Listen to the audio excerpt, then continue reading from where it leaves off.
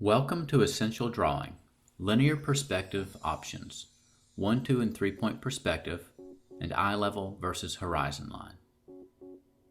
Objectives: to learn what defines a vanishing point, to learn how 1, 2, and 3-point perspective differ, to learn how eye level affects perspective,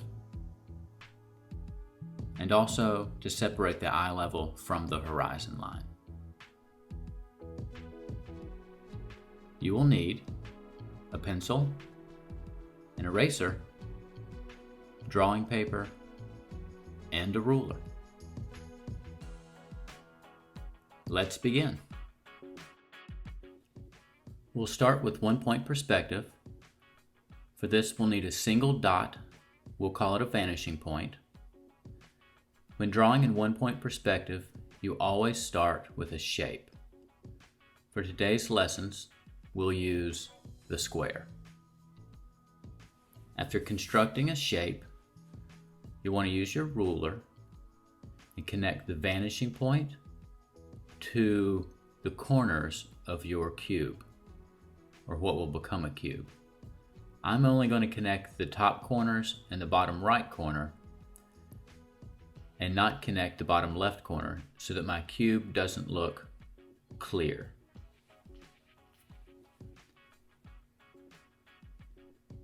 In order to change the square into a cube, we have to draw the back edges. The back edges of the cube are parallel to the front edges of the cube.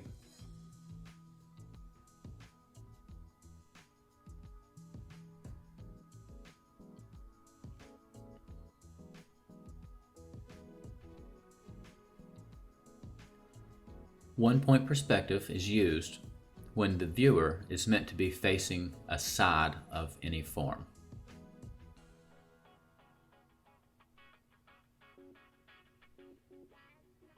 In order to understand how 1-point perspective and 2-point perspective differ, I've added a second vanishing point. And another difference between 1 and 2-point perspective is that you do not start with a shape, but instead, to draw a cube, we'll start with a line, a vertical line, and connect that vertical line to both vanishing points at its top and bottom. In 2-point perspective, lines that are vertical in real life remain vertical in our drawing.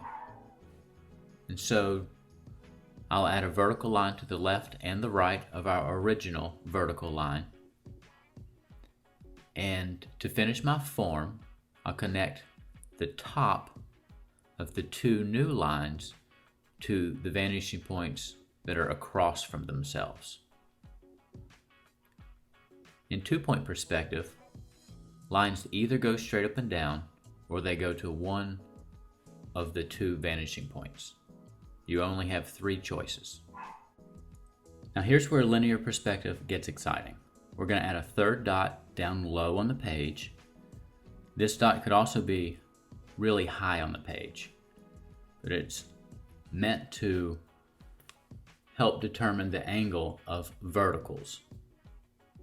So it has to be above or below the first dot and the second dot that we used in 2-point perspective. So in 2-point perspective, we started with a vertical line, and all vertical lines were drawn as verticals. Here, I'll use the third dot to make 3 vertical lines, and those 3 verticals that are at slight angles to one another will become the center, right, and left vertical that we can see in the second box that we drew on the right. Now I'm going to pick 2 places on my center line. The center line represents the first line that we drew when drawing in 2-point perspective, and I'll connect those 2 points to the vanishing points on the right and the left. And this will begin to create the right and left side of a rectangular prism.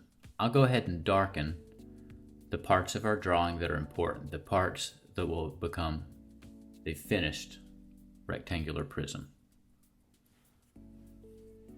So this flat plane will be the left side of our box. Go ahead and finish connecting the top and the bottom of our center vertical to vanishing point number 2. Darken that as well, and you can start to see the box form. And just like with 2-point perspective, we'll connect the top outer corners of our form to the vanishing points that are across from themselves.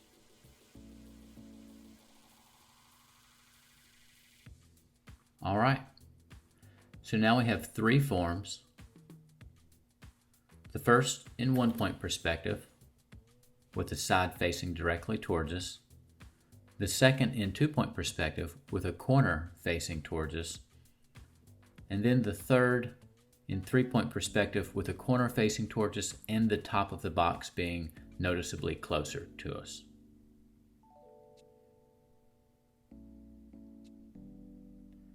Now this is just an introductory video in perspective. So I want to stop with the cubes and go ahead and address a horizon line. Often when art students are taught to use perspective, they're taught to draw a horizontal line across their paper and put their vanishing point or points, if you're using 1 or 2-point perspective, on the horizon line. But the vanishing point is really on our eye level.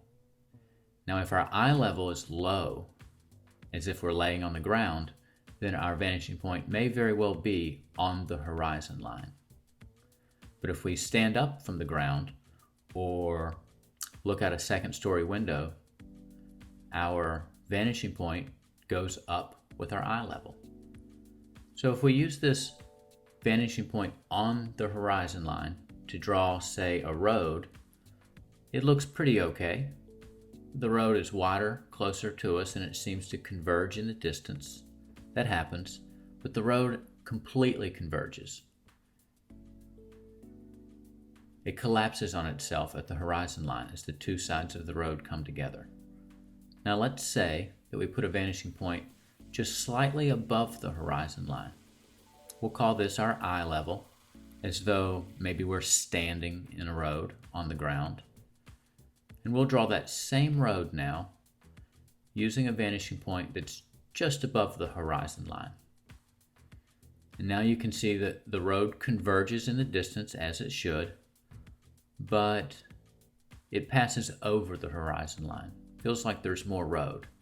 It has not collapsed on itself. So I just want to stress that horizon lines are well and good, but vanishing points are on the eye level. Thank you for watching Essential Drawing on Perspective.